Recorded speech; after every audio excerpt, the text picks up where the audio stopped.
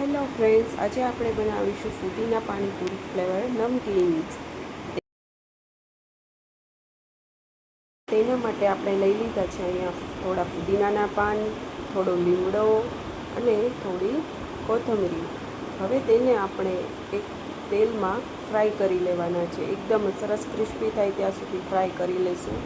ફુદીનો, લીમડાના પાન અને કોથમરી ત્રણેય વસ્તુને આપણે ફ્રાય કરી લેવાની છે, જેથી તેમાંનું મોઇશ્ચર બધું વયું જાય. અને પછી આપણે બધી ફ્રાય કરેલી વસ્તુને આપણે એક બાઉલમાં કાઢી લઈએ.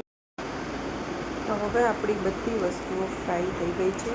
તો આપણે તેને હવે એક મિક્સર જારમાં તેની આપણે ક્રશ કરી લેવાના છીએ. એકદમથી સરસ એવી પેસ્ટ બનાવવાની છે.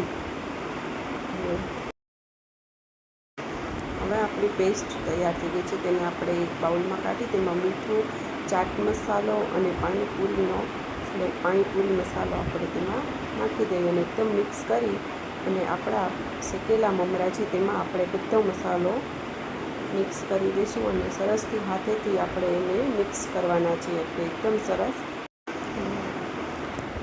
અને હવે આપણા મમરા એકદમ સરસ મિક્સ થઈ ગયા છે. તો આપણે હવે તેમાં થોડી સેવ નાખી અને મિક્સ કરી દઈશું અને થોડાકથી આપણે સિંગદાણા પણ એડ કરી શકીએ. પછી આપણે તળેલી બુંદી કે જે પણ આપણે કંઈ નાખવું હોય તે કરી શકીએ. પણ મેં અહીંયા સેવ અને સિંગદાણા તળી અને નાખ્યા છે અને ઉપરથી ફુદીનાની પત્તી મૂકી અને ગાર્નિશ કર્યું છે.